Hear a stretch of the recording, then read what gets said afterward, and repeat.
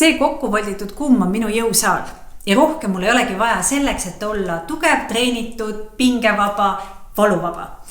Ma kasutan väga palju viimasel ajal seda kummi oma treeningutes. See on selline tihke riidest tugev kumm ja ta on selline ringikujuline, nii et sa saad oma käed ja jalad siia sisse toetada ja treenida sellega. Tänapäeva inimestel on elutempo nii kiire, et tihtilugu ei jõutagi üldse treeningsaali ja kui treeningssaalis ollakse, siis mõtted on kogu aeg mujal. Põhjus, miks ma seda kummi kasutan, on esiteks sellepärast, et see aitab keskenduda sul liigutusele. Näiteks, kui ma panen kummi ümber randmete, pigistan käed tugevasse rusikasse, siis su tähelepanu on juba sinu kätel, sinu aktiivsetel kätel, mida sa surud vastu seda kummi. Sa ei saa samaaegselt millegile muule mõelda. Ehk siis pigistad käed rusikasse, hoiad käed 90-kraadise nurga all ja kui sa nüüd aktiveerid ja tõmbad neid käsi lahti, siis sa näed, et see liigutus, praktiliselt läbi kaamera sa vist ei näegi, et ma liigutan käsi. See liigutus on nii väike, aga väga efektiivne. Teiseks on see kumm vajalik just selle jaoks, et ta aitab sul aktiveerida nii palju enam lihaseid. Sest ilma kummita sa ei tajugi neid lihaseid, mida sa tegelikult tahad aktiveerida. Ja sa lõpuks teed seda liigutust justkui suvaliselt. Tänu sellele kummile sul on aga võimalik väga selgelt keskenduda sellele miniliigutusele ja sa tajud, kuidas kõik su lihased on töös. Ja tehes seda 3-5 korda iga päev ja sa võid vaikselt, kui su jõud kasvab, seda kordade arvu suurendada. Samamoodi on selle kummiga väga hea teha ka rühile harjutusi. Kui sa tõstad käed üles, hoia tugevas rusikas, et sa tajud, et su käelihastik aktiveerub, sa surud selle kummi aktiivseks ja nüüd sa painutad ette diagonaalile. Ma näitan külje pealt. Sa hoiad käed oma peast eespool, surud tugevasti käed vastu kummi ja sa hakkad painutama välja hingates ja küljele. See käsi, mille poole sa liigud, see nagu tõmbab seda teist sirget kätt.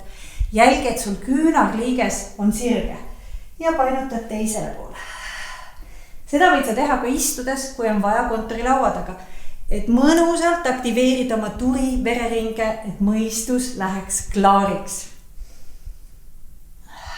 Ja lõdvesta. Seda võid teha jällegi nii palju, kui sa hetkel jaksad. Samuti saab selle kummiga teha väga tõhusaid harjutusi istudes.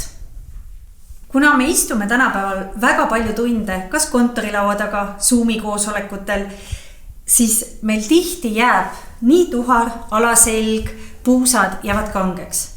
Nüüd see kumm on ülihea ja efektiivne vahend, kas või seal samas kontoris või Zoomi koosoleku ajal.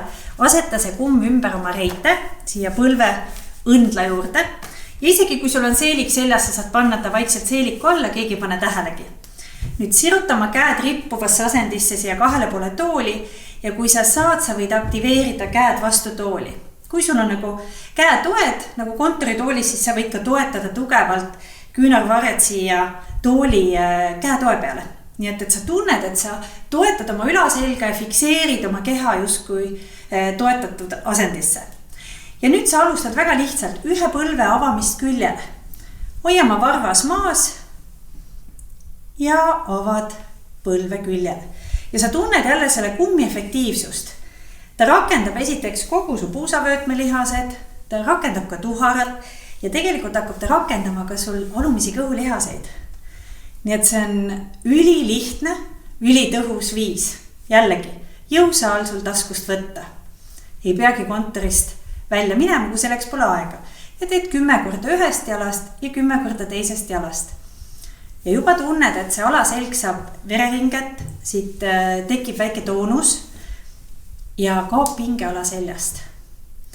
Kui sa oled 10 korda mõlemist jalast ära teinud, võid ka teha põlvetõstet. Rahulikult tõstad, ilma et su selg asendit muudaks. Sest väga lihtne on siin hakata tegema sellist liigutust, et sa nagu kohtud oma lõuaga ja põlvega keskel. Aga ära seda tee, hoia oma lõu puhkelt seal, kus ta sul on ja tõsta põlvi, ilma et su lõug allapoole tuleks. Kui sul on peatugi toolil, sa võid ka toetada pea vastu peatuge. Kui sul on selline ergonoomiline kontoritool, siis sa tajud, kus su pea asetseb ja sa ei hakka seda ette poole suunama põlvetõste ajal. tehes neid lihtsaid harjutusi, sa peagi tunned, et su puusad on palju pehmemad ja alaseljapinge vabaneb. Nii et jõusaal taskus.